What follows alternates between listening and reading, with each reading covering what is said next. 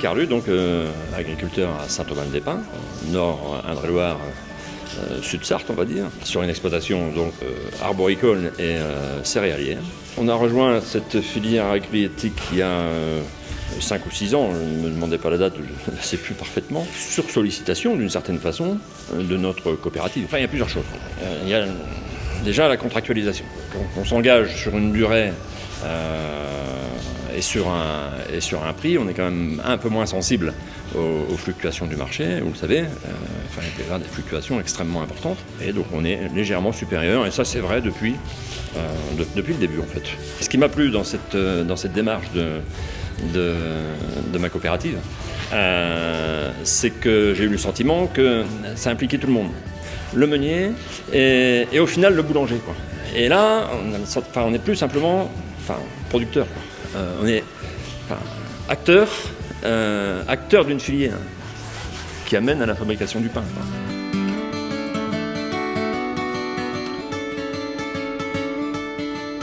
Donc Alain Lefebvre, technicien agricole, SABOC, groupe coopératif CAPL. Je suis actuellement une vingtaine de producteurs dans le cadre de cette agri-éthique. L'influence aujourd'hui du marché est tellement importante, avec des prix bas mais aussi des prix hauts. Je leur conseille d'aller dans cette filière aujourd'hui qui permet de leur garantir un certain revenu, et aujourd'hui de ne pas aller chercher obligatoirement que les prix hauts, mais d'éviter surtout les prix bas, qui effectivement entraînent les exploitations vers une gestion beaucoup plus compliquée, quoi.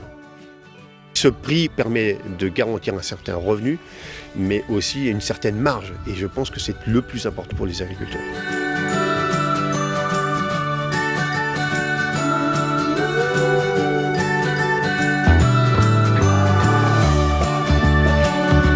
Bertrand Girardot, de la minoterie du Château à Ernée, en Mayenne.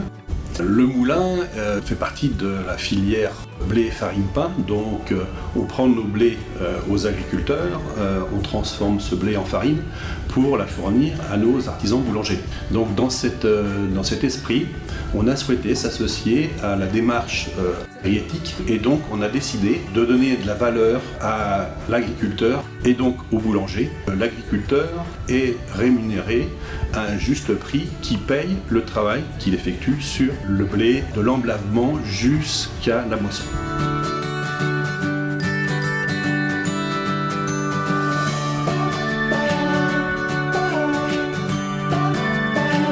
Bonjour, bienvenue à Château-Gontier, à la boulangerie Johan et Pamela. Johan, Pamela. Nous sommes installés dans le faubourg depuis 3 ans maintenant et nous travaillons avec la minoterie du Château. Donc Bertrand, le commercial de la minoterie du Château, nous a parlé de la filière agri-éthique à peu près au bout d'1 an et demi après notre installation.